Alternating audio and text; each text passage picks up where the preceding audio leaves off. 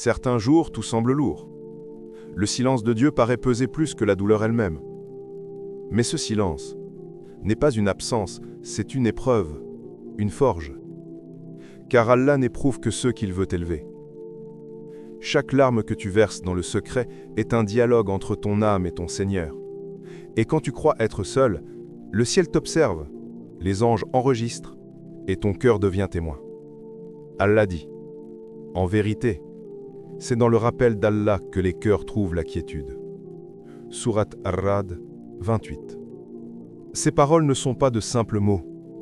Elles sont un souffle divin, un phare dans l'obscurité des cœurs.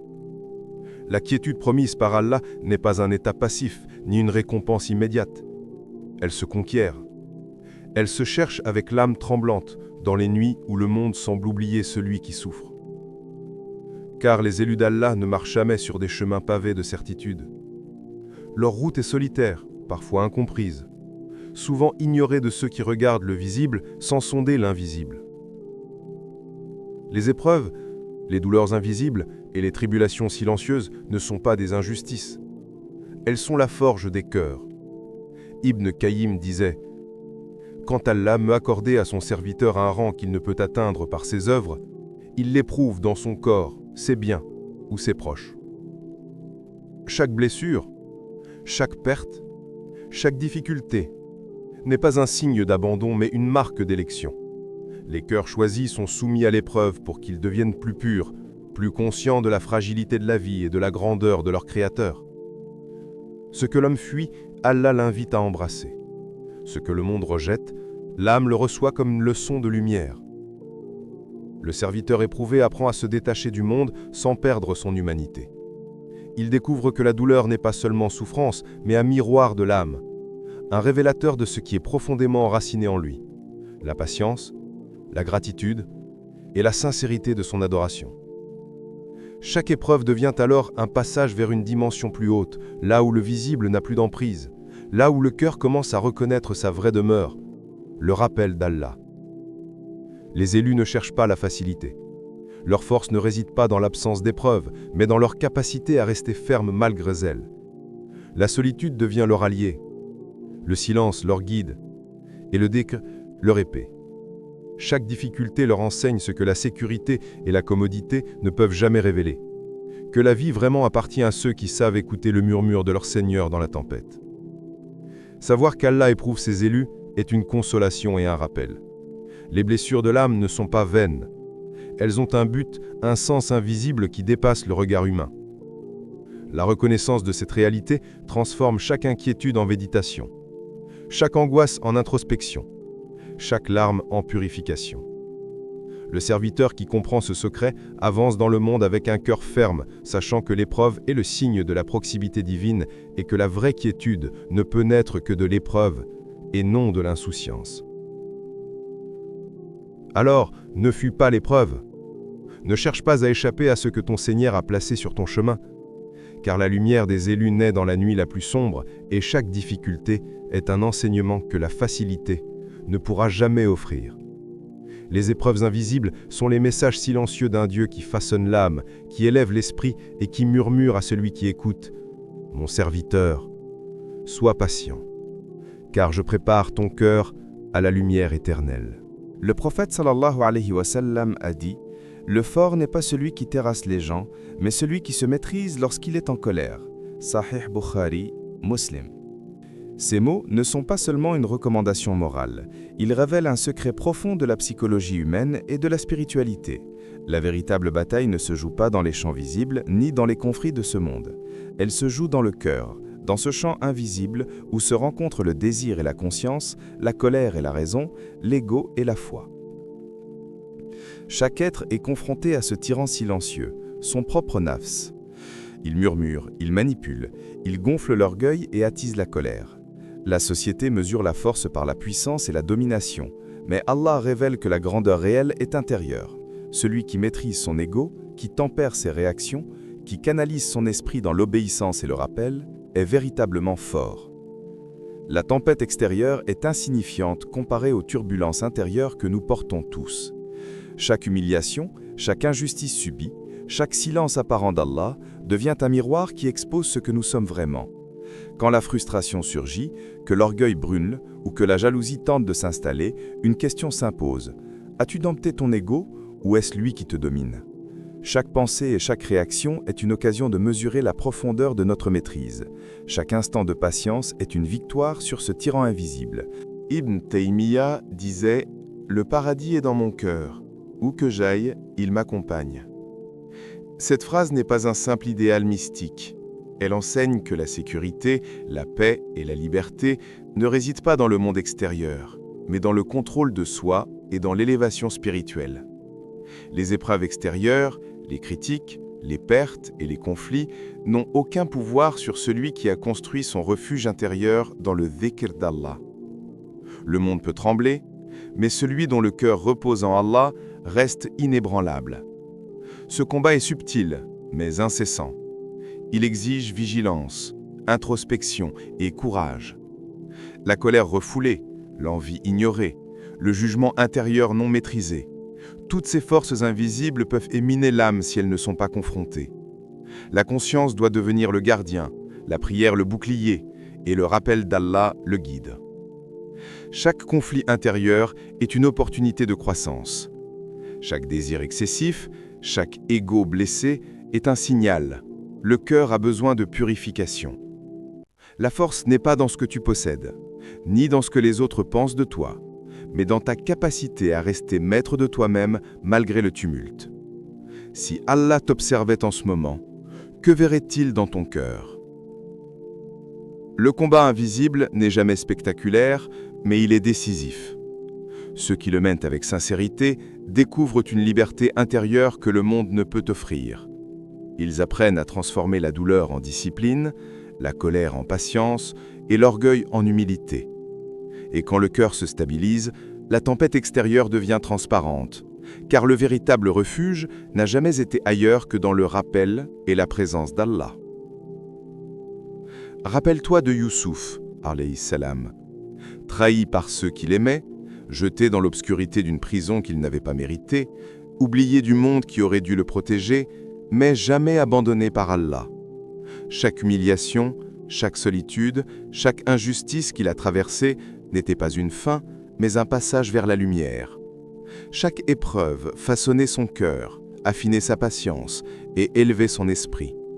Car dans la patience, la sagesse et la proximité divine se révèlent. La patience n'est pas un simple acte de passivité, elle est un engagement actif envers la vérité, la foi et la discipline intérieure. Elle est la reconnaissance que la main d'Allah guide même ce que nous percevons comme chaos. Rester patient face à l'injustice, garder sa langue dans le silence quand le monde attend l'attaque, persister dans le dhikr malgré le doute et la fatigue, voilà la vraie épreuve des élus. Allah dit « Quiconque place sa confiance en Allah, il lui suffira ». La confiance en Allah est la racine de la patience. Elle transforme l'épreuve en enseignement, la perte en gain invisible, le silence en méditation.